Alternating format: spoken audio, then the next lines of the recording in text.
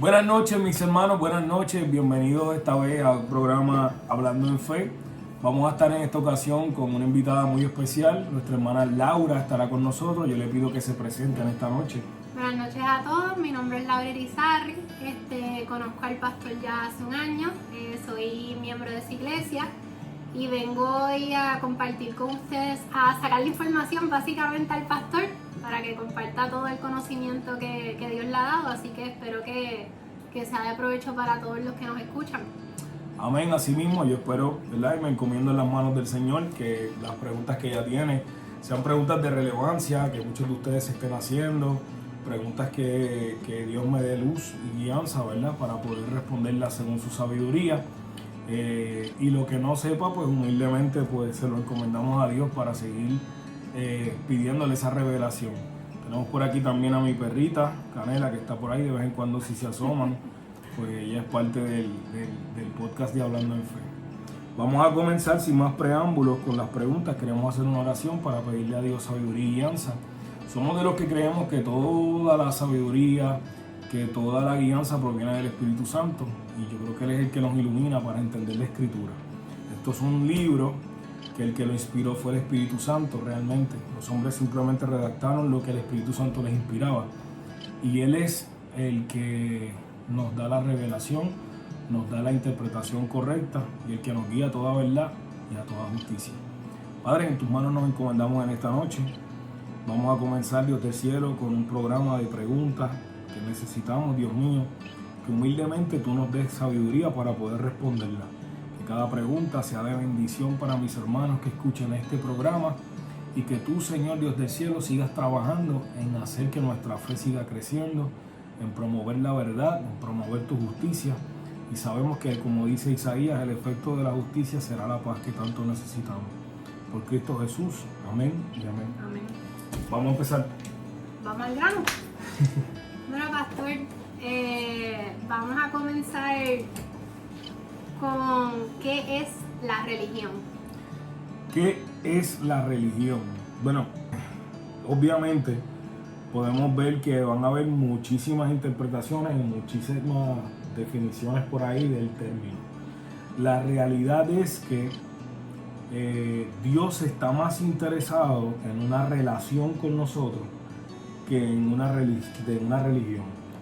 Yo voy a enseñar y voy a interpretar lo que para mí es la religión, ¿verdad? Desde como yo lo veo en las Escrituras, desde lo que Cristo y la obra de Cristo y sus enseñanzas nos muestran. Hay muchas formas, Laura, de relacionarse con Dios, muchísimas. La única diferencia es que hay personas que escogen relacionarse con Dios como Él establece, y hay personas que se quieren relacionar con Dios de acuerdo a lo que a ellos les parece. Dentro de todas las posibles formas, nos vamos a reducir a dos. O nos relacionamos con Dios a la manera de Dios, o nos relacionamos con Dios a la manera de nosotros. Entonces, el que pone las reglas del juego determina cómo va a ser esa relación. Cuando es Dios el que se relaciona con nosotros, Él es el que sienta las bases, los principios, los mandamientos de cómo debemos acercarnos a Él, y los dejó escritos por medio de su palabra. Cuando somos nosotros los que establecemos las reglas de cómo debemos acercarnos a Dios, eso se llama religión. Si yo te quisiera dar a ti una definición de qué es la religión, pues la religión es la manera en la que el hombre intenta relacionarse con Dios desde su referencia, desde su criterio, bajo sus reglas, bajo sus determinaciones, bajo sus dogmas, bajo sus principios. En otras palabras, yo me relaciono con Dios a mi manera. Eso es ser religioso.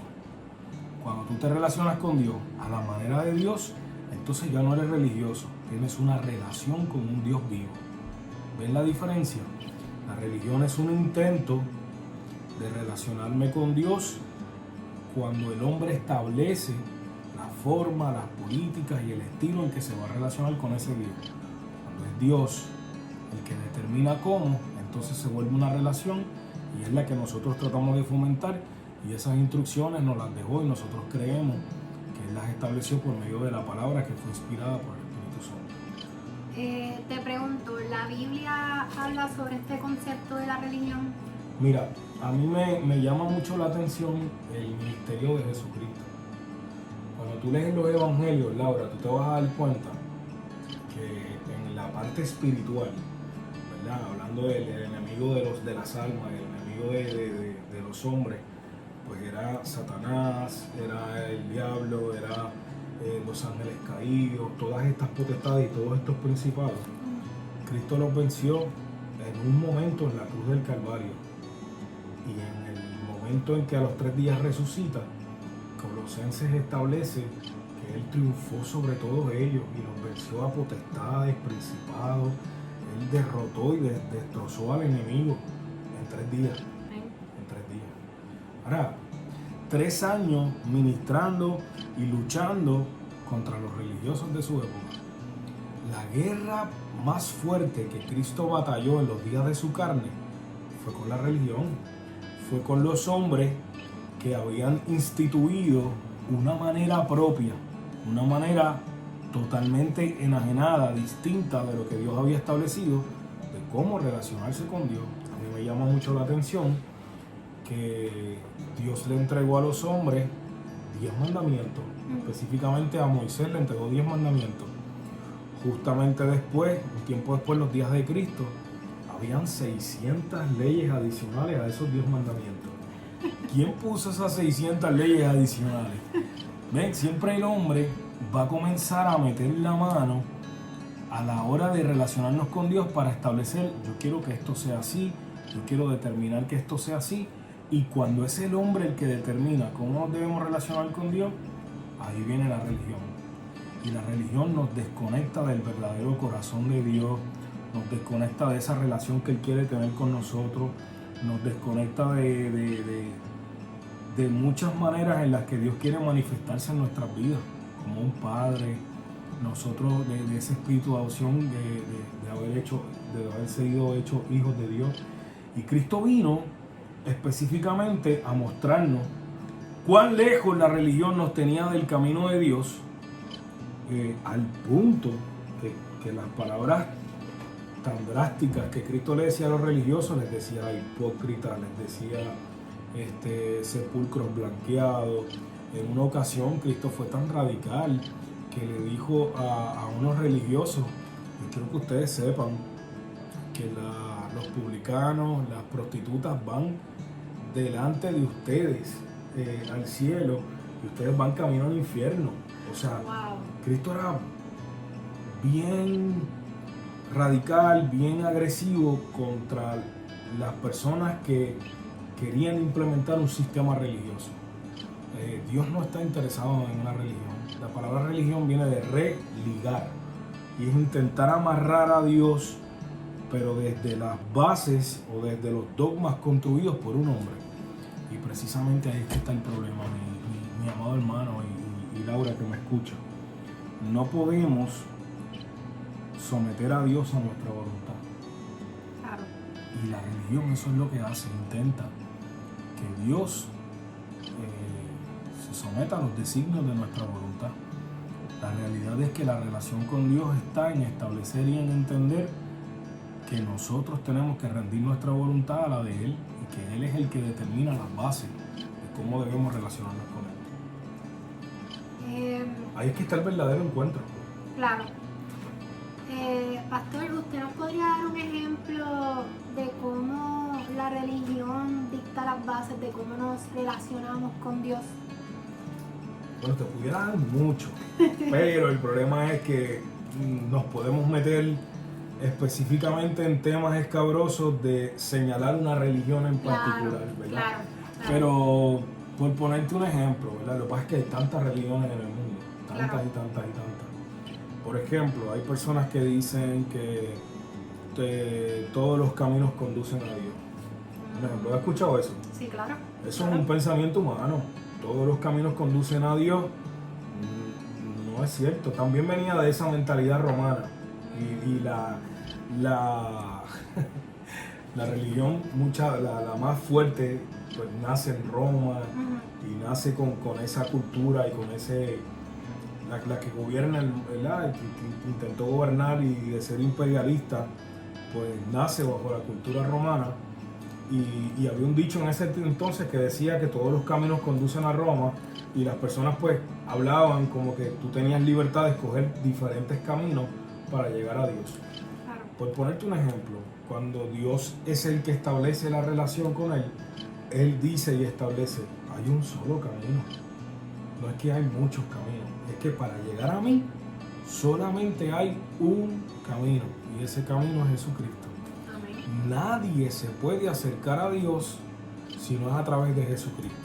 Entonces, todo el que te diga que tú puedes acercarte a Dios escogiendo otro camino que no sea Jesucristo, ya te está mintiendo. Ya te está dando unas alternativas que no son ciertas. Ya te está estableciendo unos caminos y unos parámetros que estableció Él, que se están distanciando de la verdad absoluta de Dios. Si Dios dice que solamente hay un camino, que solamente hay un mediador entre Dios y los hombres, y es Jesucristo hombre, cualquier otra alternativa es religiosa. Pero es que la religión le hace tanto daño a la fe. Usted diría que, bueno, alguien dice por ahí que la religión es el opio de los hombres. Y yo estoy de acuerdo con eso. Fíjate que hablando en fe, pudiera aparecer un canal religioso, pero por favor, para nada que ver. Nos queremos distanciar de ese espíritu de religiosidad. La religión es el intento de que el hombre intente relacionarse con Dios a su manera. Nosotros en Hablando en Fe promovemos que debemos acercarnos a Dios como Él establece, a la manera de Él. Excelente respuesta. Pues en conclusión, en cuanto a este tema, pues entonces Dios no quiere que seamos religiosos. No, cuando tú estudias a Jesucristo, tú te vas a dar cuenta que Él, con quien más guerra tuvo, fue con los religiosos del tiempo, de su época. Los llamaba hijos del diablo, los llamaba de diferentes formas.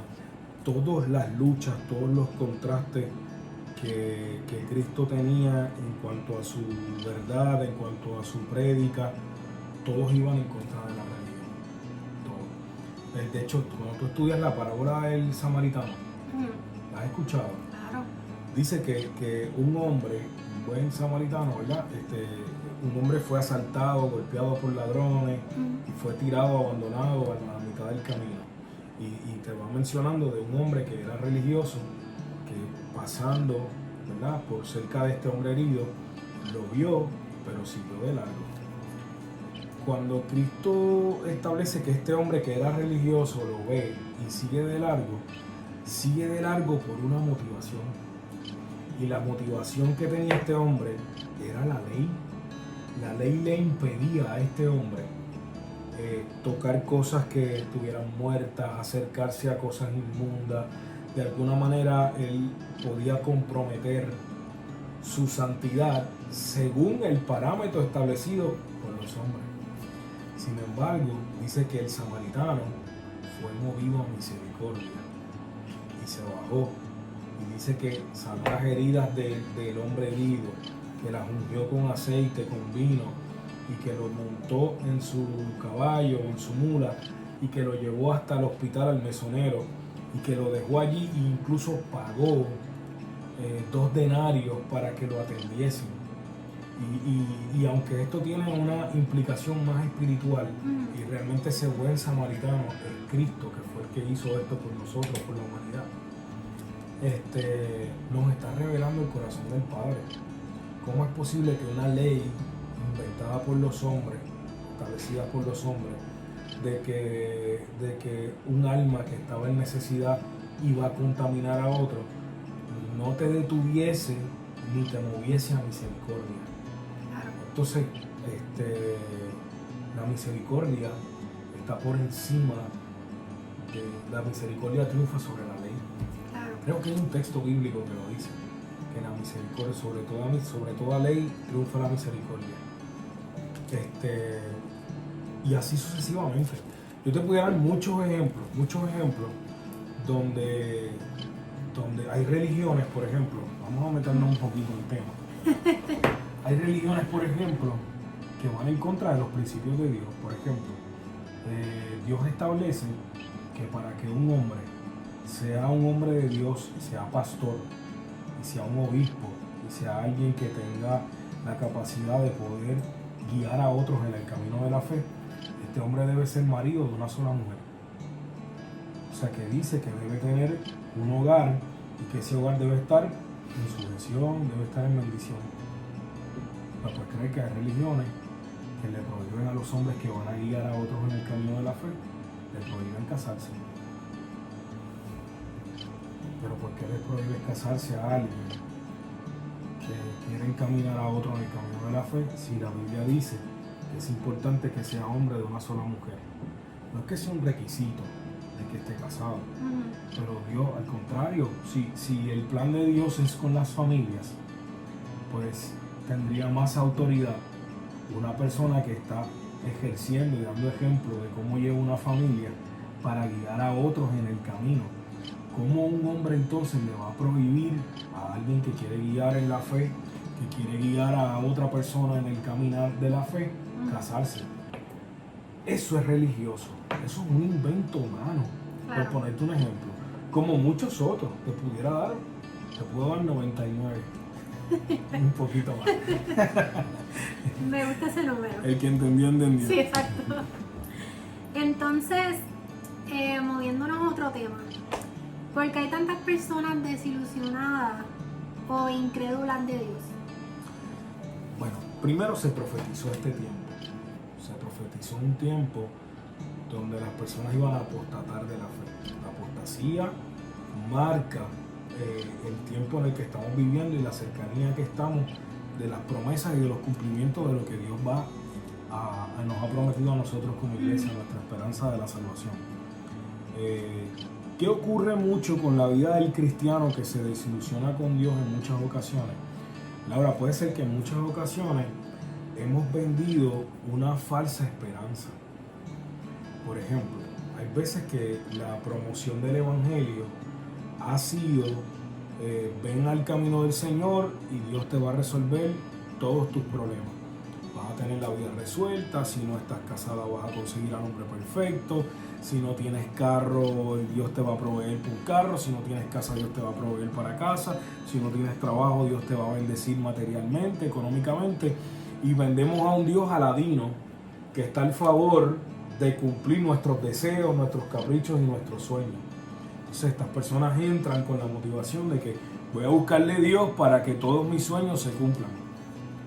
Y la realidad es que muchos se estrellan en la realidad de que Dios no está al servicio del hombre para cumplir nuestros caprichos y nuestros deseos, sino que debemos buscar a Dios para comprender cuál es la voluntad de Él en mi vida y yo colocarme al servicio de los sueños de Dios.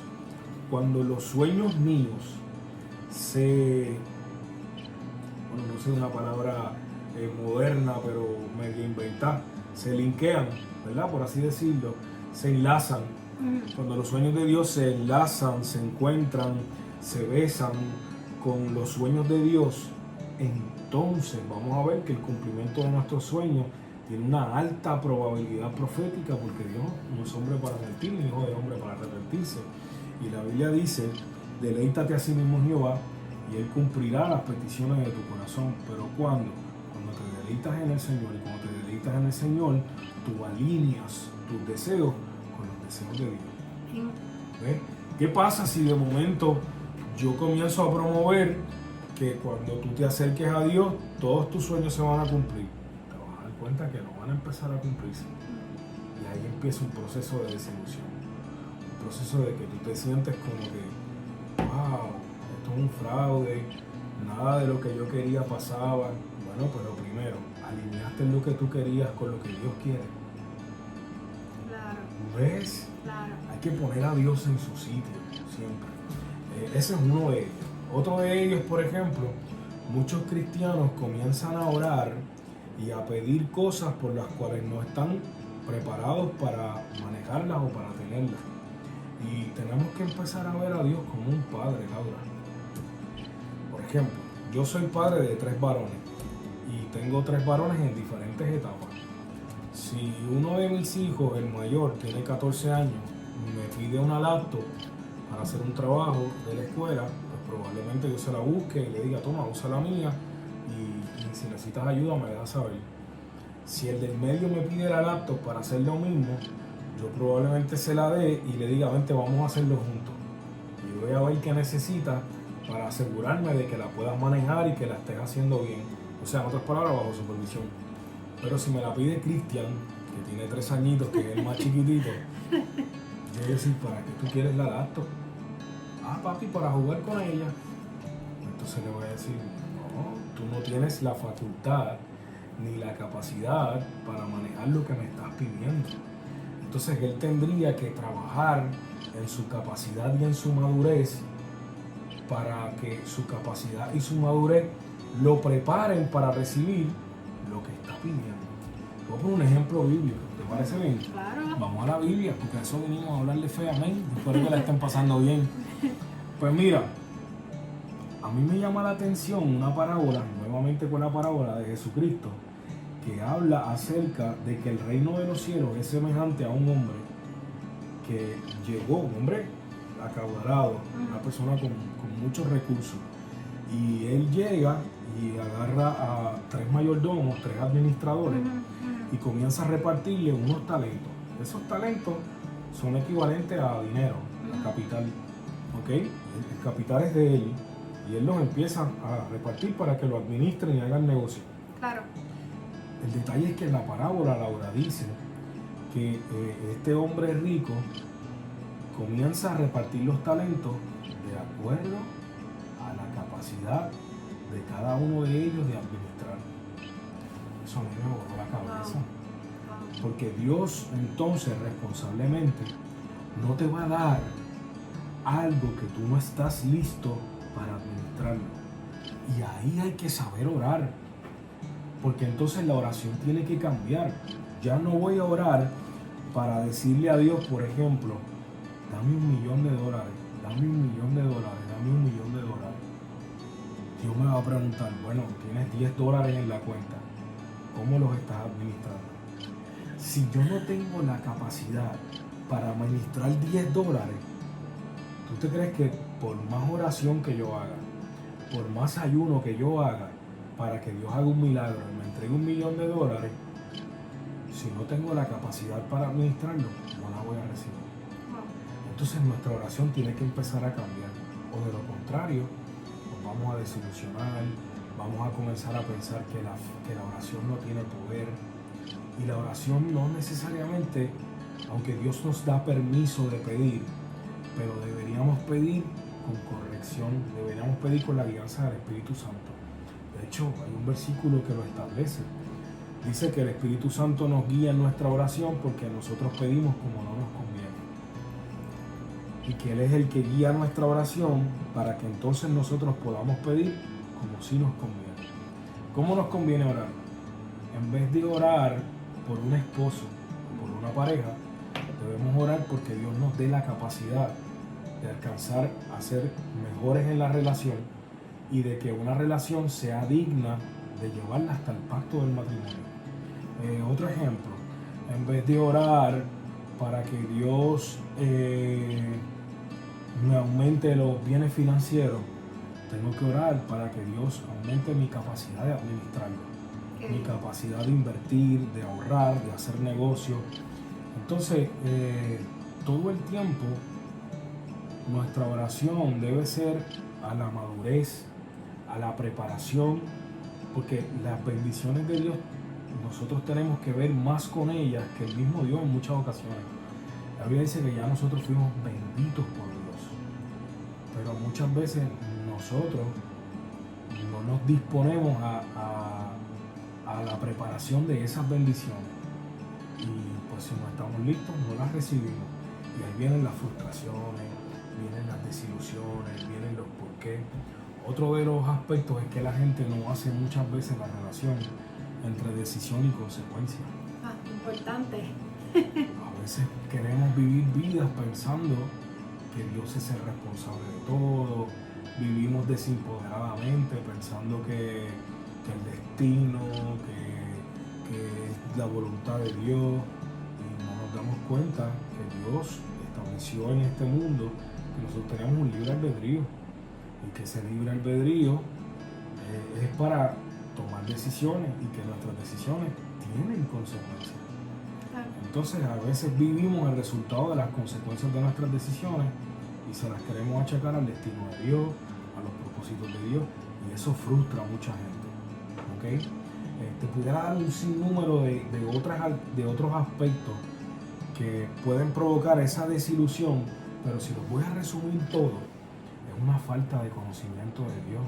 En ocasiones, el no relacionarnos o no verlo correctamente, o relacionarme con Él como me enseñaron, como me dijeron, como yo creía, como yo pensé. La búsqueda de Dios debe ser algo cotidiano, debe ser algo profundo. Por ejemplo, si tú te vas a relacionar con alguien, tú no vas a parar de conocer a esas personas cuando. Nunca. Todos los días vas a estar conociendo aspectos nuevos, dinámicas nuevas. Pues imagínate a Dios, que es un caudal infinito de sabiduría. A Dios no vamos a parar de conocerlo nunca. Y debemos hacer de la búsqueda de Dios algo continuo para comenzar a comprender y a orar correctamente, y vamos a ver que la oración del justo puede mucho. ¿Cuándo? Cuando entendemos la voluntad de Dios, cuando somos humildes y recibimos sabiduría, y cuando comenzamos a trabajar en lo que Dios quiere que trabajemos, que muchas veces en nuestras capacidades. Te estaba diciendo que este hombre que repartió los talentos, a uno le dio 3, a uno le dio 5, a uno le dio 3 y a uno le dio 1. Cada uno conforme a la capacidad. El que tenía 5 los multiplicó en 5 más. El que tenía 3 los multiplicó en 3 más. El que tenía 1 decidió enterrarlo. Muchos de nosotros somos así. Y si tú te das cuenta, cuando él se entrevista con el mayordomo, él le dice: yo sabía que tú eres hombre que siembras donde no cosechaste. ¿En serio? ¿Y quién le dio los talentos a él? Fue el dueño. O sea que lo que él le estaba pidiendo fue de lo que él le había dado. Claro. Entonces hay una distorsión de la imagen, que muchas veces esa distorsión de cómo vemos a Dios es la que termina frustrando a mucha gente. Porque proyectaron a un Dios que no es el Dios de la Biblia, no es el Dios de la palabra, o es el Dios que tiene que estar al servicio de mis caprichos, al servicio de mis necesidades, al servicio. Mira, Laura, a veces nosotros pasamos unos procesos de parte de Dios que tienen la asignación de parte de Dios de transformarnos a nosotros. Dios está más interesado en transformar nuestros corazones que muchas de las cosas en las que nosotros nos enfocamos. Claro. Y ahí vienen las desilusiones. Cuando estabas hablando me vino a la mente el apóstol Pablo. Si no me equivoco, yo como tú sabes, estoy empezando, lo que llevo es un año, así que me disculpan también todos. Él menciona, creo que es 2 de Corintios, él habla de que nosotros somos embajadores de Cristo. Okay. Entiendo que eso está atado a lo que tú estabas mencionando originalmente, de que nosotros no nos ajustamos a cuál es la voluntad de Dios, sino que nosotros tenemos esa tendencia como seres humanos a imponer nuestra voluntad. Y lo que quería era preguntarte, y para aclarar, o sea, a mí eso me cambió un poco mi mentalidad, y lo compartí con la pastora, porque me puse en perspectiva de que yo vine a esta tierra porque Él me puso aquí para hacer su voluntad. Amén. O sea, ahora en mi relación con Él, yo lo primero que hago es: Dios, ¿qué es lo que tú quieres que yo haga? Amén. Ilumíname, dame una dirección. Y gracias a esa lectura que le di al apóstol Pablo, pues me cambió totalmente la mentalidad, y quería saber cuál era tu opinión sobre ese concepto de que somos embajadores de Cristo. Ok, vamos a buscar lo que dice la palabra de Dios. De hecho, también es un escrito de nuestro apóstol Pablo. Vamos a buscar una cita que me gusta mucho, que tiene una palabra que para mí es medular en esta conversación. Está en Romanos, en el capítulo 12. Vamos a leer porque estábamos hablando ahorita de que Dios es el que debe establecer cuáles son las bases de cómo relacionarnos con Él. ¿Ves? Entonces Él establece ciertas bases. Vamos a leer Romanos capítulo 12 y vamos a ver qué escuchamos de Dios aquí. ¿Te parece bien?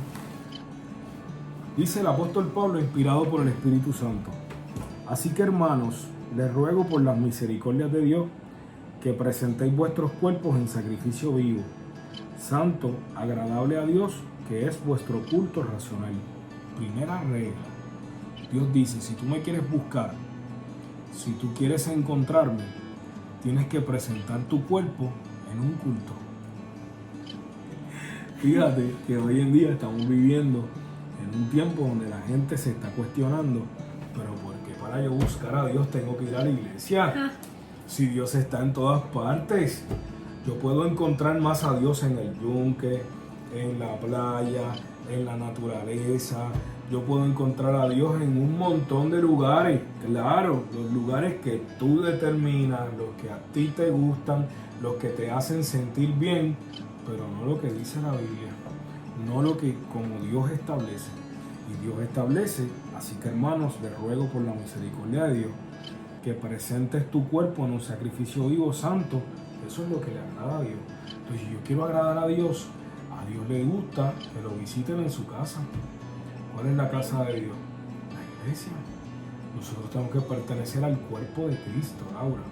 El cuerpo de Cristo es la iglesia. Hay cristianos que hoy, en el 2024, se están planteando que para ser salvos y para tener la bendición de Dios, no tienen que pertenecer a la iglesia. O sea, ellos pueden ser parte del cuerpo de Cristo sin estar en el cuerpo de Cristo. Eso es una contradicción absurda. ¿Me entiendes? Sí. Yo sé que la iglesia tiene defectos. Otro día vamos a hablar de los muchos defectos que tiene la iglesia. Pero aún así no deja de ser el cuerpo de Cristo. No deja de ser la voluntad de Dios que pertenezcamos en ese cuerpo, el cual Dios está trabajando, perfeccionando y regando. ¿Ok? Entonces dice que presentemos nuestros cuerpos en sacrificio agradable, que es vuestro culto racional. Y dice, no te conformes a este siglo, sino transfórmate por medio de la renovación del entendimiento. O sea que tiene que haber una renovación mental. Tú no puedes quedarte pensando que las cosas son como tú interpretas, ¿no? Cuando tú vienes a la palabra de Dios y entiendes lo que Dios manda, tú tienes que inmediatamente hacer una transformación de chip. Tú dices, no, espérate, yo pensaba que era así, pero aquí Dios dice que no es así. Tiene que haber un ajuste. ¿Ok? Para que compruebes, y esta es la palabra medular, la voluntad de Dios se comprueba, Laura. Para que compruebes cuál sea la voluntad de Dios, agradable y perfecta. La voluntad de Dios se comprueba. ¿Cómo yo compruebo la voluntad de Dios? Pues tú empiezas a buscar lo que a Dios le agrada. Y cuando tú practicas lo que a Dios le agrada, comienzas a evaluar los resultados que te produce la voluntad de Dios. Por lo regular, esos resultados que produce la voluntad de Dios van a ser agradables y perfectos, aunque sean escenarios que al mundo no le parezcan agradables y perfectos.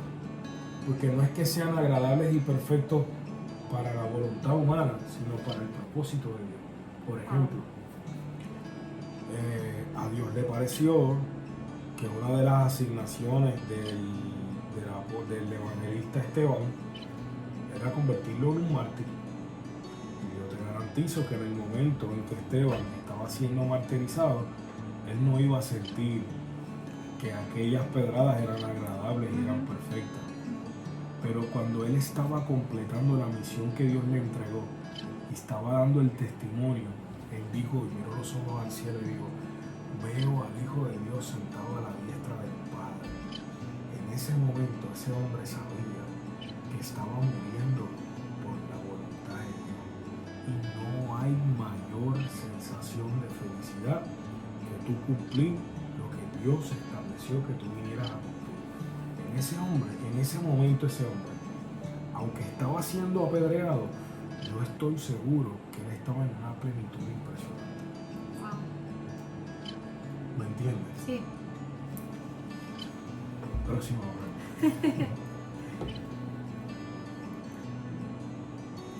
Entonces, pastor, en esa misma línea, ¿cómo mejoramos nuestra relación con Dios? ¿Cómo nosotros mejoramos nuestra relación con Dios? Bueno, primero hay que ser humilde. Porque lo más difícil que puede hacer un hombre es pedirle a Dios cuál sea su voluntad. Porque en muchas ocasiones se va a dar cuenta que la voluntad de Dios no es la voluntad de Él o de nosotros, ¿verdad? Y cuando hay un contraste entre voluntades, pues necesitamos humildad, necesitamos sacrificio para rendir nuestra voluntad a la voluntad de Dios. ¿Y cómo yo puedo comenzar a mejorar mi relación con Dios? Pues tengo que empezar a conocerlo a través de la palabra de Él, no hay de otra. O sea, todo lo que sabemos de Dios y todo lo que podamos, la fotografía de Dios, la información de Dios, proviene de su palabra, de sus santas escrituras. Y cuando nosotros le somos fieles a la palabra de Dios, vamos a darnos cuenta quién es Él, cuánto nos ama, cómo piensa, qué siente, qué características tiene Dios, qué le agrada, qué le desagrada, qué mueve su mano, cómo nos bendice. Entonces, el conocer a Dios cada día más por su palabra, el contemplar su obra, contemplar, relacionarnos con Él constantemente, eso va a ir mejorando nuestra relación. Hablar con Él, venir con Él ante Él con humildad y comenzar a activar lo que la palabra dice, porque la fe tiene que estar activa. Claro. Mucha gente dice, yo creo en Dios, pero no acciona en lo que cree. Cuando tú no accionas lo que crees, esa fe está muerta. Santiago dice que la fe, si no se activa, no tiene vida, es muerta. La fe que de verdad tiene vida, que produce un encuentro con el Espíritu Santo, que produce una mejor relación con Dios, es la fe que se pone por obra. Y tú empiezas a probar a Dios. Ah, bueno, yo quiero empezar a relacionarme con Dios, déjame ver si es verdad. Voy a ir un domingo a la iglesia. Tú empiezas a visitar. Y tú empiezas a comprobar. Pues vamos a ver si encuentro a Dios aquí. Te piden que ores. Pues tú cierras los ojos y le dices, Dios, si tú eres real, yo quiero encontrarme contigo. Te dicen entonces y te recomiendan que lees el Evangelio de Juan. Y empiezas a leer el Evangelio de Juan y empiezas a conocer quién es Cristo, lo que hizo por ti. Y tu relación va a ir cada día nutriéndose, fortaleciéndose, haciendo lazos, y tu relación va a ir mejorando. Necesitamos entender que no nos podemos relacionar con Dios si no amamos su palabra. Si tú no tienes una relación con la palabra de Dios, es muy difícil que tu relación con Dios crezca, se fortalezca y mejore. ¿Lo probamos, pastor? Sí, claro. ¿Qué usted cree? ¿Uno de Juan? ¿Primera de Juan? Primera de Juan. Vamos a buscarlo. Vamos a buscarlo por aquí.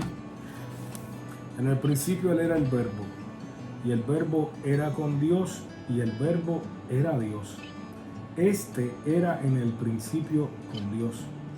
Todas las cosas por Él fueron hechas, y sin Él nada de lo que ha sido hecho fue hecho.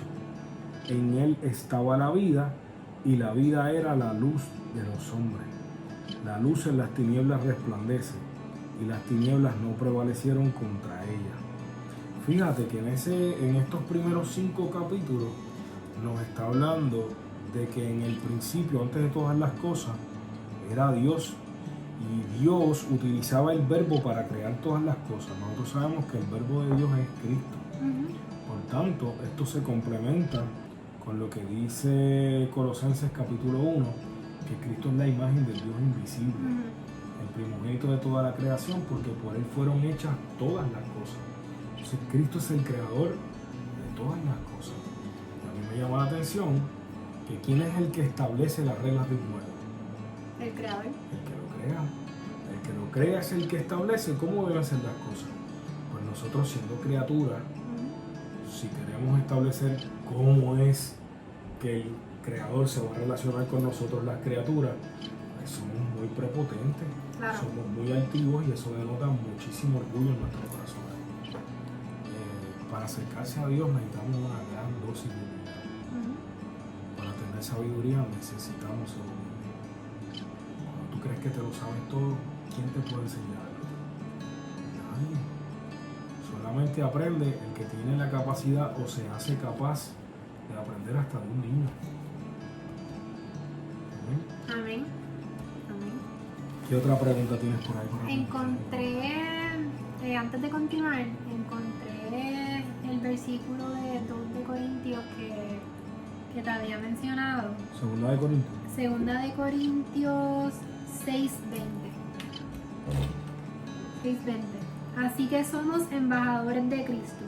Dios hace su llamado por medio de nosotros. Hablamos en nombre de Cristo. Cuando les rogamos, vuelvan a Dios, pues Dios hizo que Cristo, quien nunca pecó, fuera la ofrenda por nuestro pecado, para que nosotros pudiéramos estar en una relación correcta con Dios por medio de Cristo. Ese fue el versículo que te estaba mencionando ahorita. Definitivamente, solamente. Bueno, continuamos. Sí, si tienen más preguntas, ya vamos por... vamos bien, tenemos tiempo. Bueno, ¿cómo puedo encontrar y aceptar la voluntad de Dios? ¿Cómo la puedo encontrar y aceptarla? Bueno, como les dije, la voluntad de Dios se comprueba. Y se comprueba a través de obedecer su palabra y de seguir sus mandamientos. Y una vez comenzamos a obedecer su palabra y a seguir sus mandamientos, tú vas a ir viendo los resultados y vas a ir identificando que Dios está escondido en el mandamiento y en la palabra que nos entregó, y ahí está su verdadera voluntad. ¿Okay? So, a la medida en que yo me vuelvo más dócil, más obediente, más parecido a lo que Dios establece en sus mandamientos, más cerca y más me encamino a la voluntad de Él. Muchos hombres, por ejemplo, tenían esa dificultad.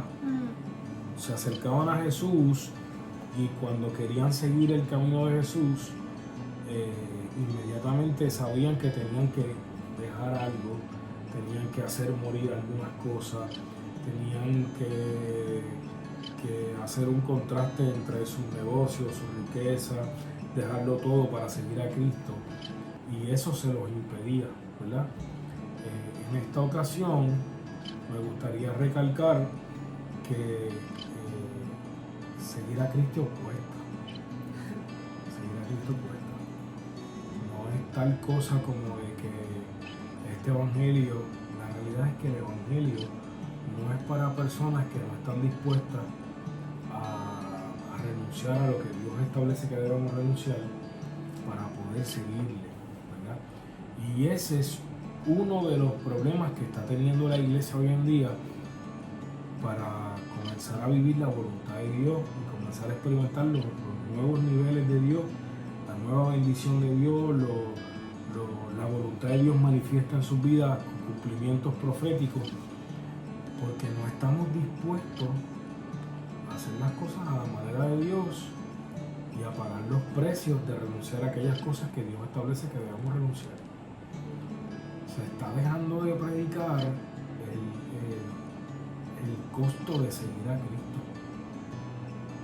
Se está viendo el evangelio como que no has escuchado estos términos que dicen la salvación es gratis. Y claro, Cristo la ofrece gratuitamente y la regala, no tiene costo para entregársela a la persona, pero a Cristo le costó todo. Le costó su vida, le costó el calvario. ¿Me entiendes? Claro. Entonces, me llama la atención que el término que usa el apóstol Pablo en el libro de Romanos habla de un sacrificio. Un sacrificio es algo que te cuesta. Y la gente ya no quiere. Esa palabra no está de moda. Tú nunca vas a escuchar a un joven con mentalidad New Age o moderna o actualizada. No vas a ver un video en TikTok donde voy a hacer este acto de sacrificio. ¿De qué? No, yo lo que quiero es vivir para mí, complacerme, darme gusto, y la felicidad está en que se logre lo que yo quiero. ¿Ves? Y la ganancia de la vida eterna tiene un costo, tiene una renuncia, tiene un llamado, una demanda a dejar ciertas cosas. No todos están dispuestos a pagar eso.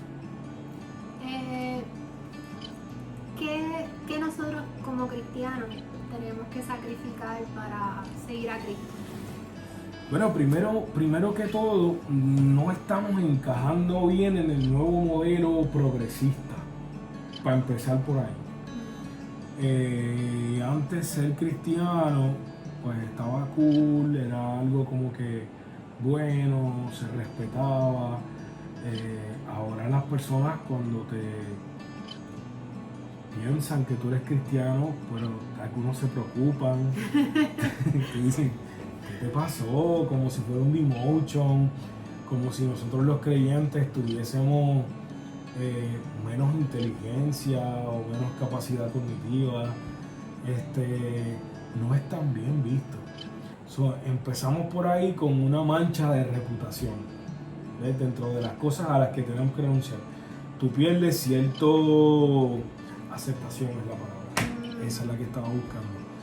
Tú pierdes cierta aceptación de parte del mundo cuando empiezas a hacerte eco de tu fe, cuando empiezas a promover tu fe, ni se diga.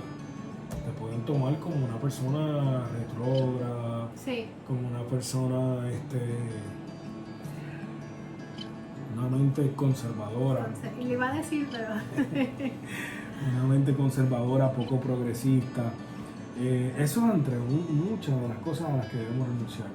No tan solo la prueba de que vamos a perder la aceptación de muchos. Cristo ya lo había dicho, que en los tiempos que se avecinan, muchos de nosotros vamos a ser aborrecidos del mundo por causa del nombre de Jesucristo. Entonces, si tú estás buscando aceptación y estás buscando fama, estás buscando que te vaya bien, estás buscando reconocimiento, pero quieres seguir a Jesucristo, tú tienes que analizar qué fue lo que le hizo el mundo a Cristo. ¿Qué te hace pensar que el mundo que despreció a Cristo, que lo crucificó, que lo rechazó, que lo quería acabar con él por sus ideales, qué nos hace pensar a nosotros como iglesia que seguir a Cristo nos va a tener algún resultado distinto al que nuestro Señor tuvo? Porque él mismo dice, si eso le hicieron al tronco, imagínate qué le va a pasar a la rama. ¿Me entiendes? Sí. Hay muchas cosas en las que nosotros tenemos que sacrificar. Parte de ellas es la aceptación al mundo, la amistad con el mundo, la tendencia, la cosmovisión, la mentalidad de este siglo. Y hay cosas que se están formando en nosotros que no te hacen la vida más fácil aquí y ahora. Por ejemplo, una de las cosas que la fe promueve es que tú seas honesta, que no seas desleal, que seas íntegro. Esos tres valores te hacen la vida más fácil en este mundo o más complicada. Más complicada. ¿Quién es el que avanza aquí? El que traquetea, el que hace las cosas con truco, el que se salta los procesos, el que hace trampa, ese es el que se sale con la suya, el que hace negocios deshonestos. Entonces, si tú quieres en un mundo donde está todo el mundo tratando de hacer trampa, de josear, de obtener las cosas de manera más fácil o de la vida más corta, y tú tratas de ser honesto, tú tratas de ser íntegro, tú tratas de ser leal, eso te hace la vida más difícil en un mundo así. Sin embargo, Dios está empecinado en cultivar en nosotros esos valores. ¿Por qué? Porque esos valores tienen un peso y un carácter eterno. No son para esta vida, son para la vida que viene. Nosotros, la Biblia nos ve a nosotros como si estuviéramos los hijos de Dios en esta vida, en una etapa de gestación. Y en una etapa de gestación se comienzan a formar cosas en el feto que no son para el estado donde él está en la placenta, sino que se están formando en la placenta para el alumbramiento del mundo, de la vida que viene. Así mismo pasa con nosotros. Hay valores que Dios está empecinado en formar en nosotros, que aunque nos hacen la vida más difícil en este mundo, son valores que tienen carácter de eternidad para la vida eterna. Wow. Wow. Pues yo tenía otra pregunta. Por ejemplo, como tú sabes, yo soy abogada. Entonces, no estoy hablando en estos momentos, pero quizás en un futuro yo pueda estar envuelta en una situación en donde me toque tomar una decisión que va a estar en conflicto lo que es correcto, permiten las leyes o el derecho, versus lo que dice la palabra de Dios. Entonces, para las personas como yo que podríamos estar en posiciones que la toma de decisiones puede ser contraria a lo que diga la palabra, ¿qué tú les dirías? La Biblia está llena de ejemplos, pero llena de ejemplos de hombres que se enfrentaron a ese mismo proceso que tú acabas de describir. Hombres que de momento la ley los obligaba a hacer cosas que iban en contra de sus principios. Y déjame decirte, quizás hoy en día muchos de estos delitos, la amenaza terrible es que nos encarcelen. La mayoría de los hombres de Dios fueron encarcelados y sus escritos provienen de sus prisiones. Pero muchos en aquel entonces sufrían la pena de muerte. El apóstol Pedro dice que es necesario obedecer a Dios antes que a los hombres. ¿Okay? Cuando las leyes terrenales van en contra de Dios, son tiempos difíciles. Y a ese camino vamos. A ese camino vamos. Pero es parte de escoger a Dios. Durante toda la historia humana han habido leyes que han sido leyes inauditas. ¿Me entiendes? Y hay que escoger a Dios. Dios es la verdad absoluta. En algunas ocasiones Dios permite que esa vida que se decidió por Él pues sufra como un mártir. En algunas ocasiones Dios con su poder salvó la vida de esas personas que optaron por su ley y por Él de manera prodigiosa, maravillosa. Por ejemplo, Daniel tenía 3 amigos, Sadrach, Mesach y Abednego. Y en los tiempos del reinado de él aparece una ley donde ellos levantan una estatua y cuando sonaba la trompeta había que adorar y postrarse ante la estatua del rey. Esto para un hombre de Dios, para un judío, es pura idolatría. Nosotros no solamente le rendimos culto y adoración y nos humillamos y nos postramos delante de Jesucristo, delante del Dios nuestro, delante de Dios Padre. Claro. Pero era por ley. Ella tenía el mandato, tenía el sello. Entonces los pusieron a prueba, los denunciaron. Y estos hombres le dijeron al rey, el Dios al que nosotros le servimos tiene el poder de librarnos de tu mano. Pero si no nos libra, como quiera, nosotros no vamos a adorar esa estatua. Entonces tú ves la pasión, el compromiso que tenían estos hombres por honrar al único Dios verdadero. Y eso tiene una recompensa eterna. Volvemos a lo mismo que estábamos hablando. Si pensamos que la ley humana va por encima de la ley de Dios, Claro. volvemos al tema de que engrandecemos al hombre por encima de Dios. Y realmente por eso es que vienen las religiones. Las religiones vienen como que el hombre es el que estipula las bases de cómo yo relacionarme con Dios y Dios está al servicio de los hombres y no los hombres al servicio de Dios. Hemos invertido el proceso. Eso fue lo que pasó en el Edén. No sé si tienes otra pregunta No tengo más ninguna. Okay, con esto vamos a cerrar. Mira, si tú te pones a analizar, Laura, el pecado original en el principio, la motivación con la que la mujer desobedeció el mandamiento de Dios, fue una motivación que le propuso Satanás, el engañador. le dice, porque Dios te dijo que no comas de ningún árbol, de ningún fruto. Y él le responde, no, Dios no me dijo que de ninguno, al contrario, de todos. Pero del árbol del conocimiento, del bien y del mal, del árbol de determinar qué es bueno y qué es malo, ese no lo puedo comer, porque el día que yo determine, que yo establezca, que sea yo el que designe qué es bueno y qué es malo, ese día me voy a morir, dijo él. Wow. Fíjate que en la determinación de elegir el que era bueno y que era malo, Dios dijo, déjenmela a mí. El día en que ustedes designen qué es lo bueno y lo malo, ese día se van a morir. Ahí viene la propuesta de la serpiente y le dice, no, Dios sabe que el día en que tú determines que es bueno y que es malo, el día en que tú designes lo bueno y lo malo, ese día serás como Dios y serán abiertos tus ojos.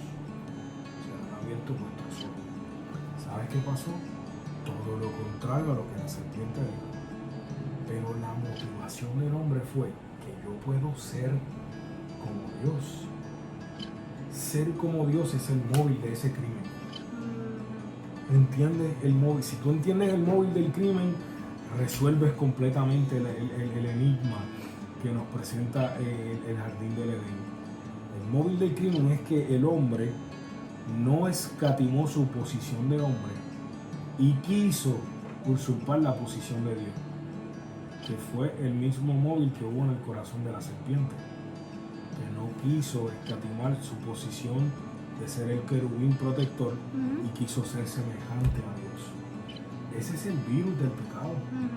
Es querer endiosarnos, querer yo determinar, yo designar, yo ejecutar mi voluntad por encima de lo de Dios. Es quiero ir por arriba. Eso es puro orgullo. De hecho, el orgullo es el pecado original. ¿Qué ocurre? Que necesitamos una vacuna, porque desde ahí todos nos enfermamos y todos nacemos con la tendencia de imponer nuestra voluntad, de querer ser nosotros los que determinamos cómo deben ser las cosas, cuándo deben ser, de querer ser nosotros los que le decimos a Dios cómo Él se tiene que relacionar con nosotros. Venenosos, pecaminosos, orgullosos somos. Hay un antídoto con el que nos podemos vacunar. Ese antídoto lo produjo la sangre de Cristo. Amén. ¿Qué fue lo que hizo Cristo? Con esto cerramos Filipenses capítulo 2, versículo 5. Haya pues en nosotros este mismo sentir que hubo también en Cristo Jesús, el cual siendo en forma de Dios, no estimó el ser igual a Dios como algo que aferrarse, sino que se despojó a sí mismo, tomando forma de siervo, hecho semejante a los hombres, y estando en la condición de hombre, sometido a la muerte y muerte de cruz, por lo cual el Padre le entregó un nombre que sobre todo nombre, tú sabes, Claro. ¿cuál es la vacuna?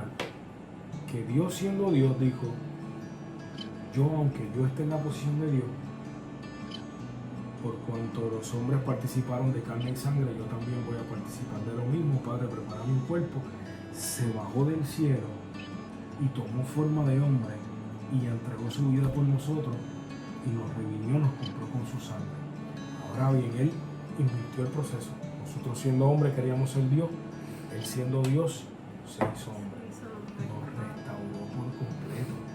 Y ahora la demanda es que tú y yo tengamos ese mismo sentir. En otras palabras, tenemos que reprender todo espíritu de religiosidad en nuestras vidas, toda inclinación de buscar a Dios a mi manera y comenzar a buscar a Dios como está escrito, como Él dice, como su voluntad establece. Ahí es que está el crecimiento de la fe, ahí es que está el encuentro genuino con Dios, ahí es que están las promesas, el cumplimiento, cuando hacemos las cosas como Dios las dice. Yo te invito, mi amado hermano, a que hagamos las cosas como Dios las establece y vas a ver que tu fe se va a crecer, vas a ver que la voluntad de Dios se va a hacer más evidente en tu vida. Y yo espero en el Señor que este podcast haya sido de bendición para ti. Si tienes sugerencias, preguntas, temas que quisieras compartir o que quisiéramos que habláramos en nuestra próxima programación, te invito a que lo compartas con amistades, con temas de foros de discusión, y nos puedes escribir las preguntas, dale like, compártelo, y esperamos que este tiempo haya sido de mucha bendición para cada uno de ustedes. Ahora yo te agradezco este No, tiempo. gracias a ti, pastor. Gracias por el tiempo que sacaste, por las preguntas y aquí estamos para servirte. Y hasta la próxima, ¿no? Seguro que sí. Buenas noches, Dios les bendiga. Buenas noches.